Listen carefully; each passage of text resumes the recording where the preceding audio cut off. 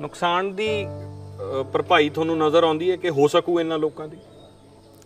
ਨਹੀਂ, ਇਹ ਇਕੱਲੇ ਜੇ ਐਜ਼ ਇਨ ਫੈਮਿਲੀ ਦੇ ਤੌਰ ਤੇ ਜਾਂ ਇਕੱਲਾ ਬੰਦਾ ਫੇਰ ਤਾਂ ਨਹੀਂ ਭਰਪਾਈ ਹੋ ਸਕਦੀ। ਜੇ ਆਪਾਂ ਸਾਰੇ ਰਲ ਕੇ ਹੈਲਪ ਕਰਾਂਗੇ, ਪਸ਼ੂ ਜਿਨ੍ਹਾਂ ਦੇ ਮਰੇ ਆ, ਖਰਾਬ ਹੋਏ ਆ, ਉਹਨਾਂ ਨੂੰ ਪਸ਼ੂ ਲੈ ਕੇ ਦੇਣੇ ਪੈਣੇ ਆ। ਜਿੰਨੀ ਹੁਣ એનર્ਜੀ ਲੱਗਣੀ ਹੈਗੀ, ਇਹ ਤਾਂ ਕੁਝ ਵੀ ਨਹੀਂ। ਇਹ ਤਾਂ ਹਜੇ ਇੱਕ ਤੁਸੀਂ ਕਹਿ ਲਓ ਵੀ ਗੱਲ ਪਹੁੰਚਾਈ ਜਾ ਰਹੀ ਆ ਵੀ ਫਲੱਡ ਆ ਗਿਆ।